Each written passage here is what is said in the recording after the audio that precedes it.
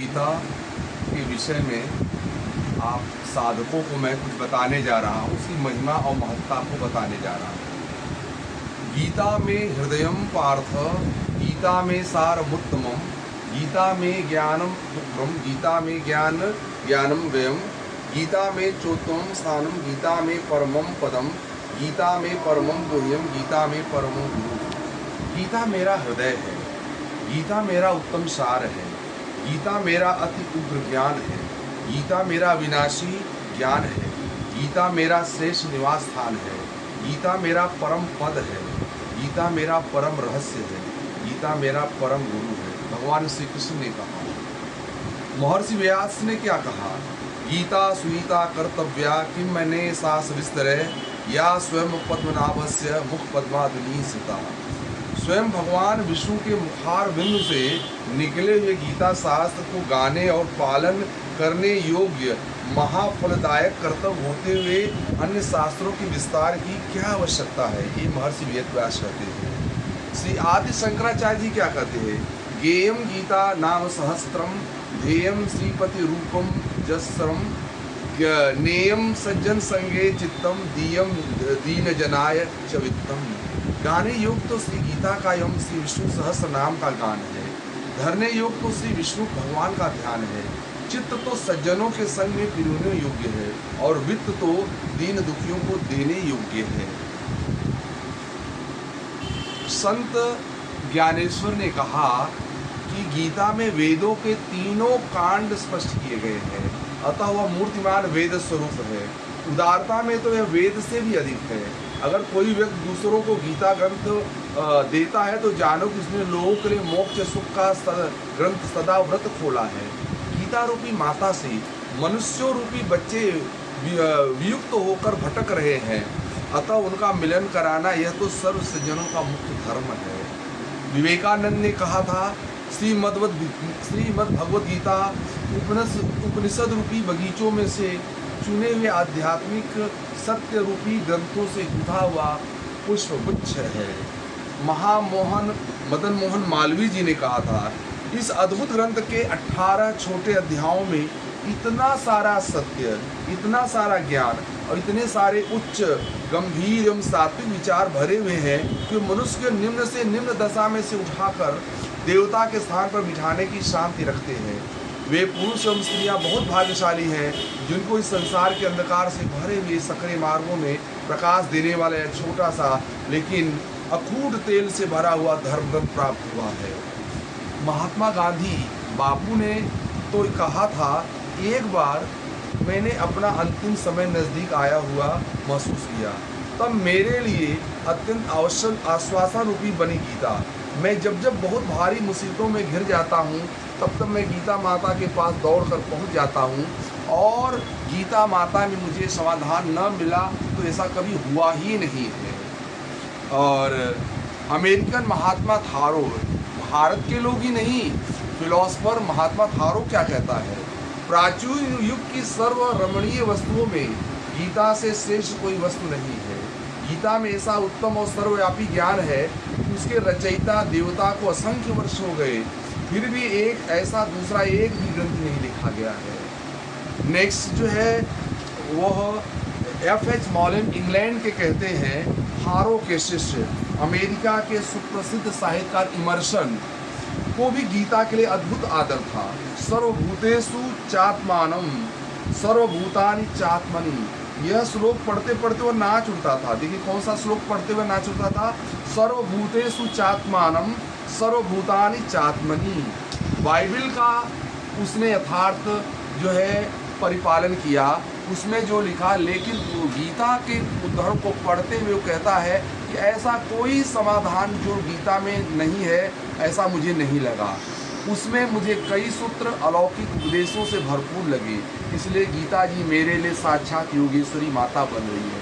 वह तो विश्व के तमाम धन से भी नहीं खरीदा जा सके, ऐसा भारतवर्ष का अमूल्य खजाना है।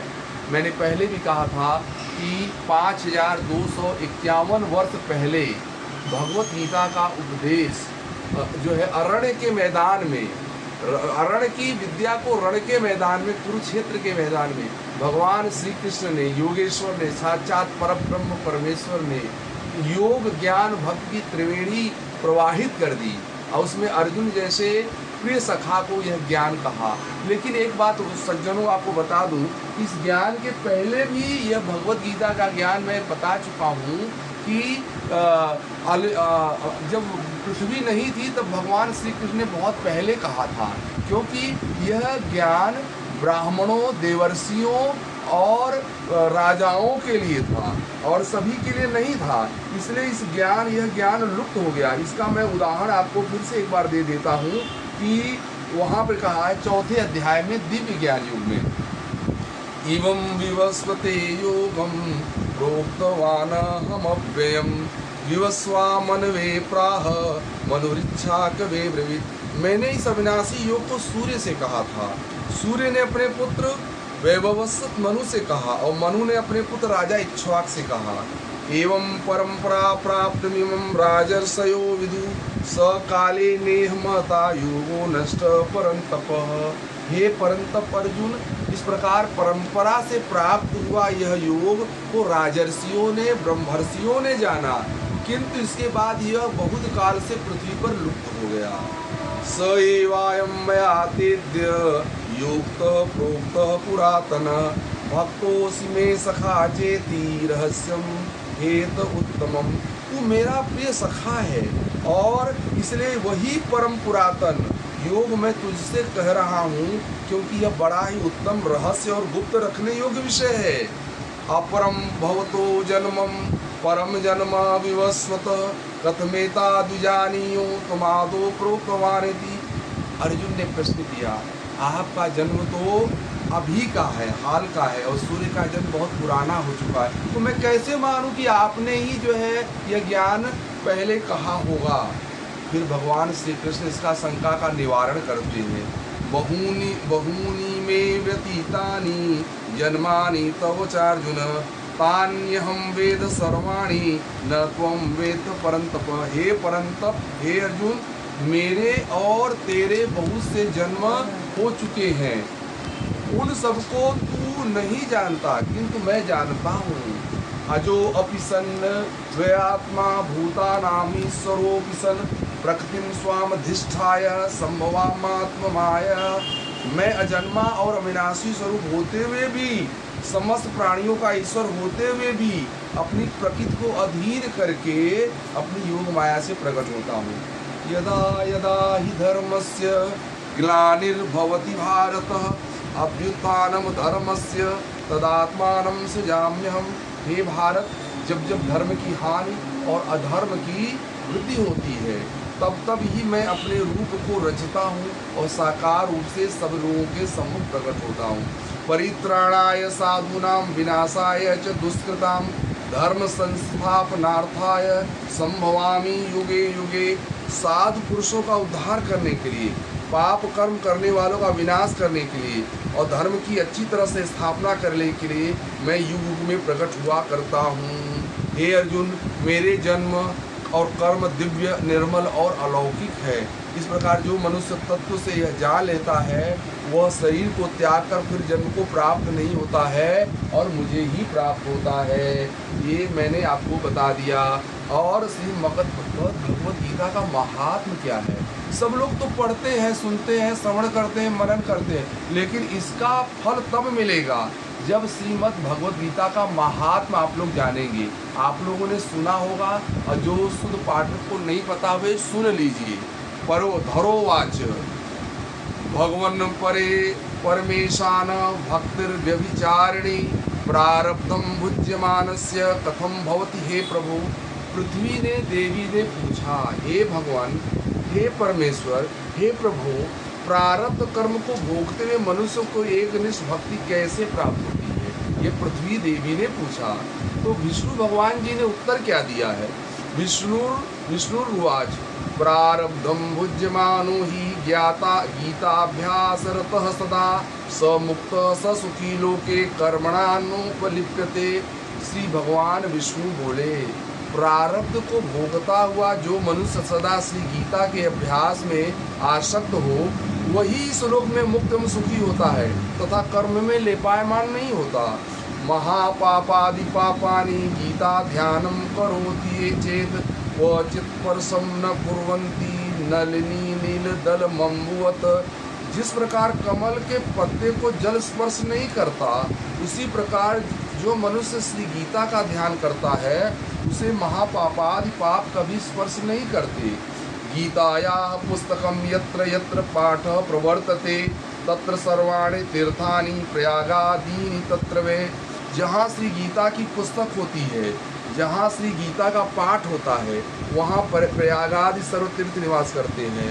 आपके सामने देखिए जितने मेरे पीछे दिख रहा है, गीता, वेद, उपनिषद, संसार की सभी पुस्तकें मेरे इस कपाट में उपलब्ध हो रही हैं।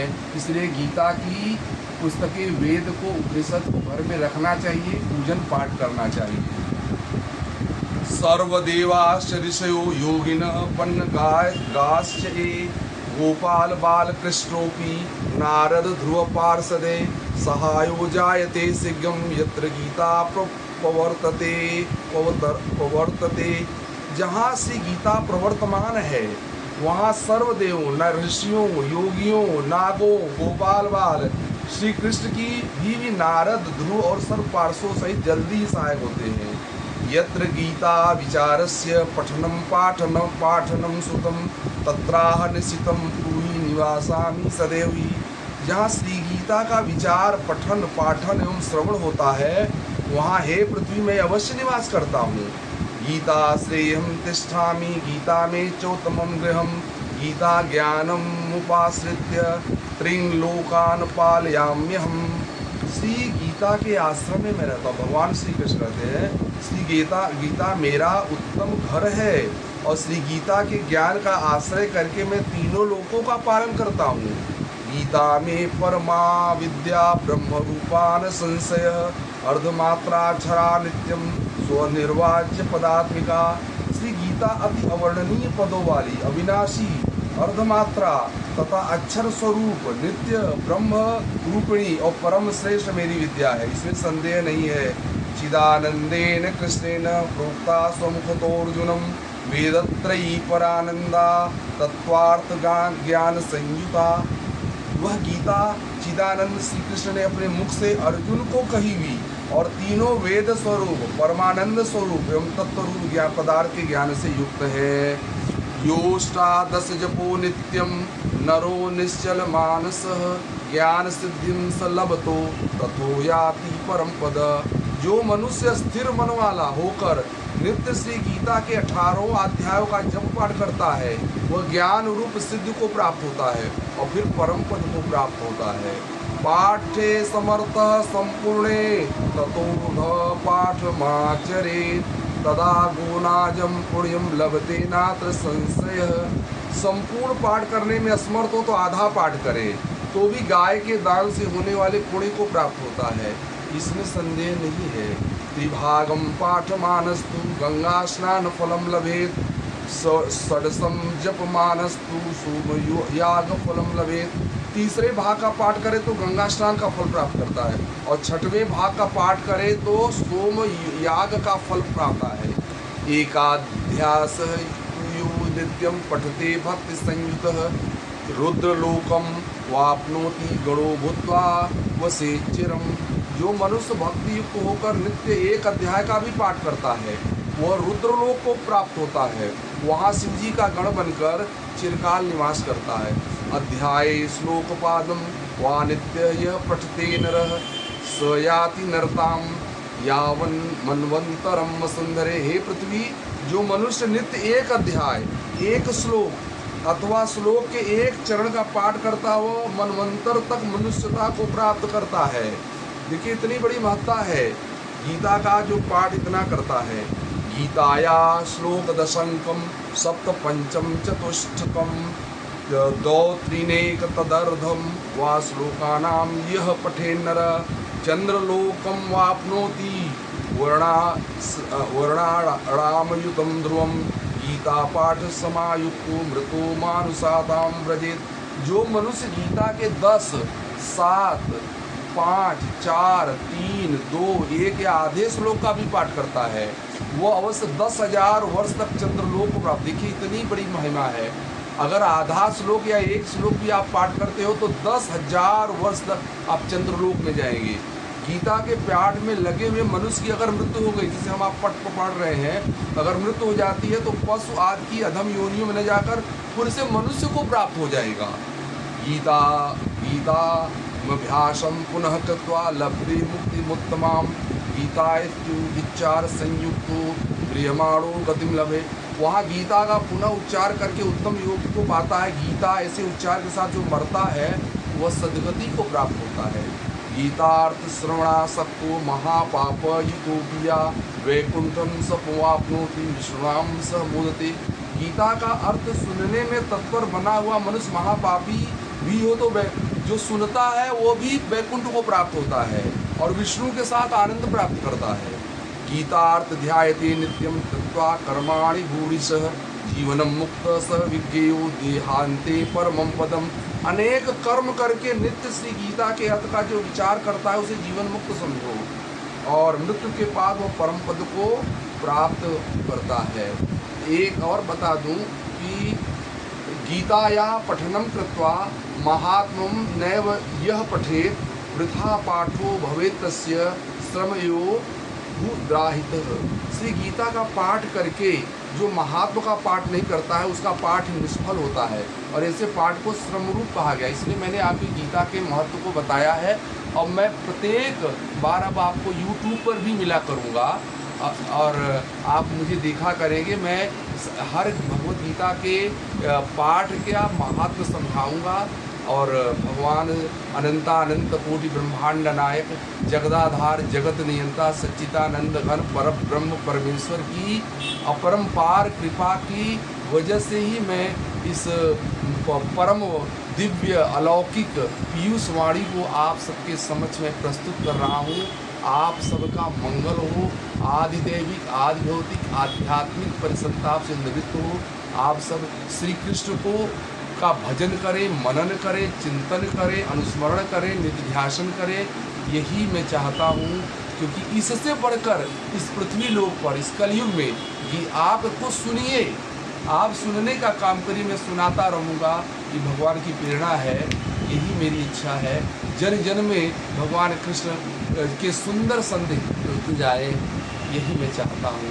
हरे कृष्ण कृष्ण कृष्ण हरे हरे, हरे राम राम राम हरे हरे। ओम नमो भगवते वासुदेवाय, ओम नमो भगवते वासुदेवाय। हरे कृष्ण।